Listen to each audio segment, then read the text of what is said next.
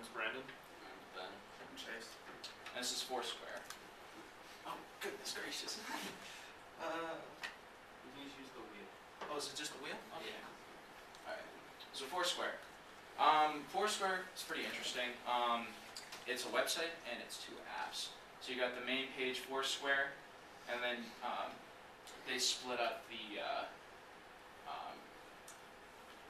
app into two different apps. One focusing on personal locations and more of the Swarm being more focused on connecting with friends, meeting up at certain locations. Sort of a quick thing to go by, Foursquare in general is not a very popular web page we found, or a web app or website. The Foursquare City Guide and the Swarm used to be one app together, and recently they tried to make it more streamlined for each app by making Swarm more focused on friends and Foursquare City Guide more about like visiting towns and stuff like that. But ultimately, it ended up causing Foursquare to plummet in popularity. It's not working. Here we go. So this is a brief. This is what the Foursquare website looks like. As you can see, you've got Foursquare and Swarm, and then a few other tabs meant for like people who are starting like businesses and stuff. So when you search for something on Foursquare, you've got your search bar, and people can type in the filter for Rapid City to see what's in the location.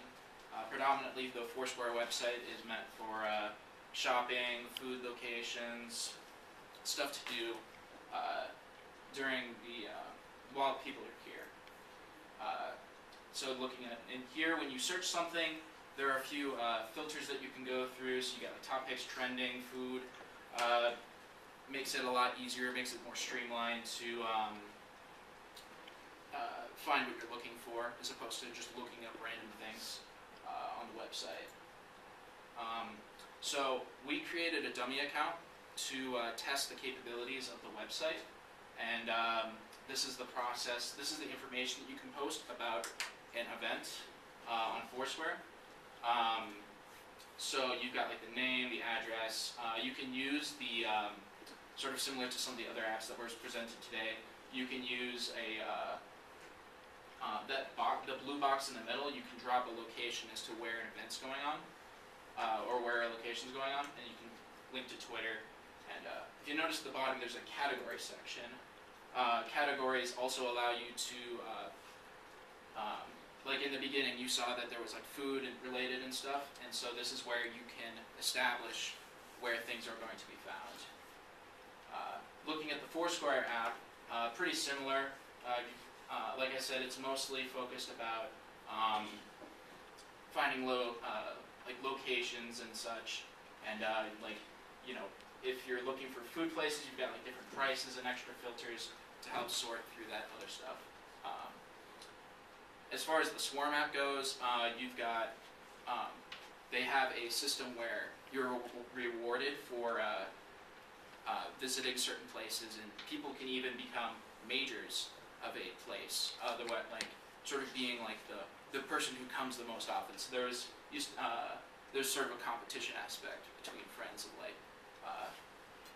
Who goes to certain places the most, and like I own this place, stuff like that. Right. So how it works.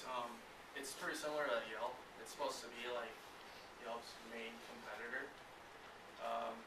You can link your Facebook account to Foursquare to see where your friends have been, and just come up with an extra list between you and them of places to go. Foursquare really wanted to focus on its filtering process to help you find places that you might not just come up. So like they have like different filters where you can search for like not a chain location of Wi-Fi, live music, and so it's a very unique filtering system. Also, saves all your past searches and places you've been to, and it keeps like creating a personalized list for you specifically where in towns. It doesn't have to be like a specific place that you want to search, like a food place or something. You can find things in whatever city you're in. Like hiking is one of them, and here I found a page on Poets Table. I don't know if you guys have heard of that here in Rapid City. So it's used for a lot of different things. And then when you search like a city or a specific place, it'll generate a list, and it'll come up with just a list at first, and you can switch views from list to map view to see where that one location was at. And then people leave tips to help you find certain places or what they thought about it, prices and stuff like that, which is essentially a review, but on Foursquare they refer to it as tips. This is kind of a screenshot of part of the filtering process. So if you're looking for a food place, and you can click by types of foods that you like, and it'll find all those places in that city that serve that type of meal. So some of the pros, the reviews and tips are really nice because they're limited to only 200 characters. Like in Yelp, there's no real limit. It's like kind of long. And Foursquare, they're pretty short, sweet. The filtering system is really nice too. Like Brandon said, it kind of narrows down your search a lot. So like if you don't like spicy food, you can like eliminate spicy food from your search. Also, when you like click on a place, it gives you directions, like a link to Google Maps to the whole, like directions directly to the place, which is really nice. So you don't have to like search in a different app. You can create a personal list of places. So if you went to somewhere you really liked and can't remember the name, it'll automatically save it for you, so you don't have to try to figure out what it was called. It also creates recommendations based on where you've been before. So like, if I go to a lot of fast food places, it's going to recommend fast food places. And it can be a great city guide for just exploring the city. Like if you're here, you can find a lot of stuff to do here. The problem with Foursquare is that the filters are kind of clunky. They're kind of hard to, you want to just find a place and get going, it's kind of hard because you need to click the little auto filters to get simplified down. Location needs to be turned on and stuff. There's few users, and that's a big issue. If you want to find a place, you need to have it on a map, and it needs to be like, someone has to be there, say this is a place, and there's not a lot of users in Rapid City, so that's going to be an issue. You don't have a lot of control, like as a user, if I made ICPC as a place, once you get it up there, you can't really manipulate what you've posted, and that's an issue. Yeah.